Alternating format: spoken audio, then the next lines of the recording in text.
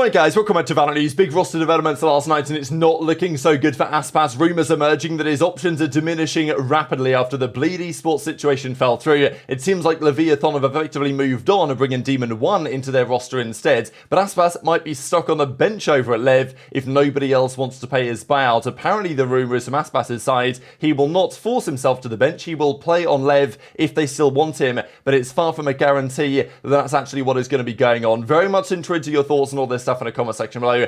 Big developments last night. Hit the like button if you enjoy. Subscribe if you're new as always. I greatly appreciate it. Good entertainment as ever here from Pabacob and Boostio. Quickly on Durka. Was out in Iceland. I imagine he's been doing a bit of a world tour lately, of course, before the start of the new season. Says couldn't find any bees out there because, well, bees, Vitality, Durka's going to Vitality. That's the rumour. I don't know exactly when Durka made the decision that that was his preference, right? Because there were rumours that Fnatic didn't want to sell to Vitality because they were going to be competitive, but you know, who knows if that was actually true or not. Fnatic denied it and eventually they did come to an arrangement when the buyout number was reached. Apparently NRG were also willing to reach Durka's buyout number, but he then had decided himself he wanted to go to Vitality. I imagine that Les joining and getting that almost confirmed was quite a crucial factor in getting Durka to make this decision, but well, it's not been confirmed yet, but I imagine that it's coming rather soon. This is pretty cool as well. I actually wasn't aware of this, so just thought I'd check for you guys as well, that the Sinprasa Gaming roster, the team that won Ascension in the Pacific,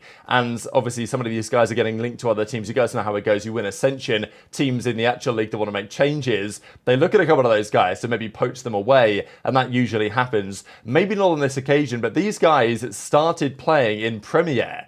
And it's great to see that trajectory because, you know, I know lots of people, they like to play in the Premier stuff, or whether it's really going to work for them, I don't know. But it's a nice path to Pro because, you know, they went from Premier into Ascension, then won Ascension, and now, of course, they're going to be in the VCT. So congrats to these guys. Thought that was a great story. This was confirmed yesterday. Zand gone from Furia. We know that these teams are making some serious changes. Furia are absolutely no exception. And, yeah, Zeltis hits the replies again. So we'll see where these guys end up, of course. It just seems like that region is doing a load of swaps in terms of where their players are going to end up. Louder most certainly getting involved there as well. This is interesting too. Blaze King confirms free agent, comfortable in any role except duelist, able to IGL second caller, etc, etc. And Boom Esports actually quote tweet this, can you play Omen? And Rocket Bullets, as we'll see in a few minutes time, actually has Blaze King now linked to Boom Esports potentially. So it's interesting. Some organizations, they will quote tweet stuff, they'll interact with players just for impressions.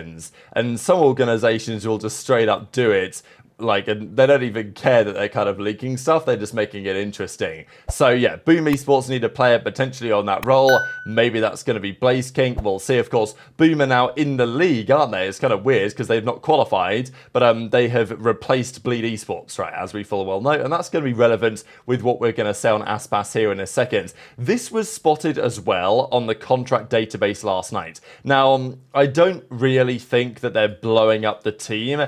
I imagine what this is more like is that they are reconstructing the contracts. I think this can often happen where, you know, players are being re-signed, and because they're re-signing a new deal, they then remove the players and add them back. This might be related, to be fair, to, you know, salaries. Sometimes that's how it goes, right? Because maybe a contract has been signed for a certain amount of money, and then the team says, hey, we can re-sign you, but for less money. So we're not going to extend your current contract, we're going to void that one, and we're going to sign a new one, which on the database probably implies that they have to be removed and then re-added with the new contract, you know, number or whatever. I don't know. That'd be my theory anyway. So, but we can see that technically, Superman, Apoth, Nature, Derek, Potter, Melter, okay, just Potter, at least those guys are evil geniuses, all gone. Potter as well. But, of course, as the coach of the team, she'll likely be back. Melter gone from crew, Kesnick gone from crew, Atom gone from crew,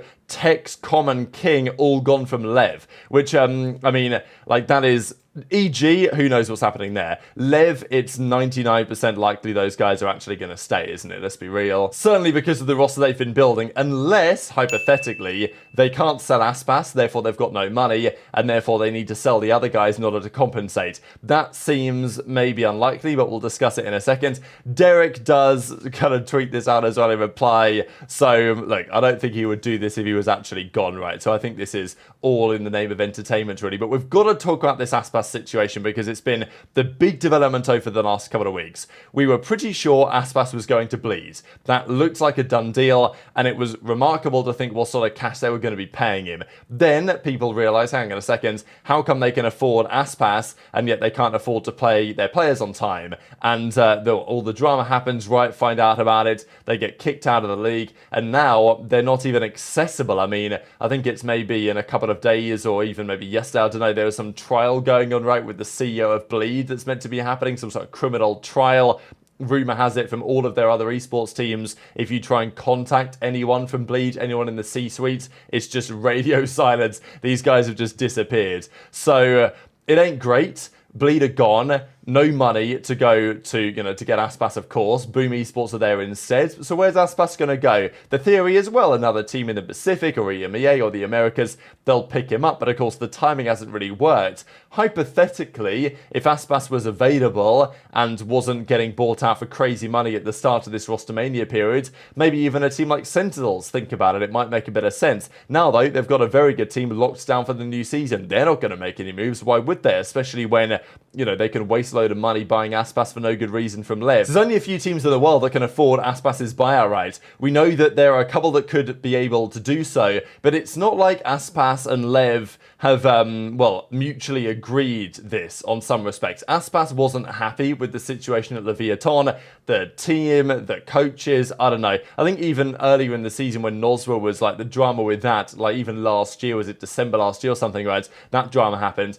Ever since then, there were rumours that Aspas wasn't so happy with the state of things on Lev. So he's wanted to go, but it's not like Lev are forced to sell him or even forced to let him go for free or anything like that. He's still under contract with them. So just to keep in mind, Aspas, when you translate it from the Portuguese, it comes out as quotes. So if ever you read quotes or in quotes or something, it just means Aspas. Like the translation is always a bit dodgy. But yeah, the Aspas soap opera. He decided a few weeks ago that he wanted to leave Lev. He had several teams interested and was close to going to Bleed. But of course, the situation changed. Today, the chances are high that he'll be on the reserves of the Argentine team in 2025, as in stuck on the bench. So after this speculation, Aspas's agent comes out and hits the timeline and says the following. Now, it's very interesting actually to read this because you always got to understand when like agents get involved, there's always an agenda in play, right? Like when something like this is tweeted, there is a purpose behind why it would be said. So you've got to kind of consider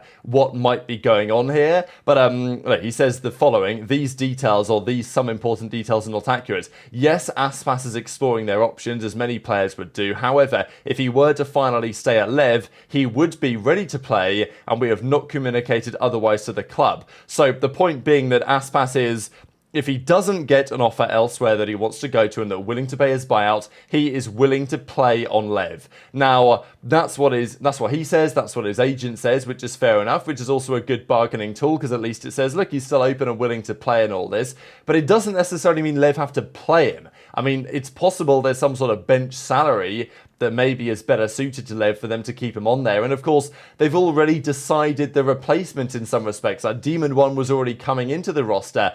Are they going to have Demon 1 and Aspas? I mean, sure, it could be a mega team full of talent, and maybe they could make it work. And Aspas and his coach or his agent are basically like, look, willing to play, but will Lev agree? Not necessarily. There are interested teams we are exploring and discussing regularly in coordination with Lev. Bleed was indeed one of the options, but no longer. The Aspas preference is ideally to move to Asia, Pacific, or China. We are open to all regions, not closing the door. So, but I will say, this is quite late in Rostermania to say we're open to regions, discussing with everyone, hit bang my line type thing. Just seems like it's not like there are offers flooding in left, right, and centre, because otherwise this tweet would not need to be said. I think that's my read on it, that it's not looking especially likely that any one of these deals for Aspas actually happens, because if it was, then this wouldn't need to be said, in my opinion. But intrigued to your perspective as ever in the comment section below. Couple of interesting things to close out the video with. Of course, Ethan not happy that he's not made a LAN in some time. Maybe that's going to change for NRG this season. But yesterday we did have the Rocket Bullets versus Chunk 1v1. So if you guys didn't see this, Chunk was the individual that was DMing Rocket Bullets some of the fake info just to take the mic. Basically, Rocket Bullets bought some of it and ended up on his spreadsheet. Then he got exposed and it was all sort of drama. So they decided to run a 1 versus 1, raising money for charity. I thought was actually really cool as well. They raised well over $300, I believe, which is really cool to see. And yeah, so Zach basically hosted this charity 1 versus 1. And in the end, as you might well have expected, it was the actual player, because Chunk's like an actual player on some level. He won this. I think it was 12-5, 13-5, best of 16 they played. I think in the end Chunk got the dub. But yeah, Rocket Bullets got a fair few rounds on the board. Every round that he won, it was $30 to charity. So I thought it was kind of nice to see, to be honest, and good to see on some level these boys make it up, because I know that it was a drama a few weeks ago, and understandably so, to be fair.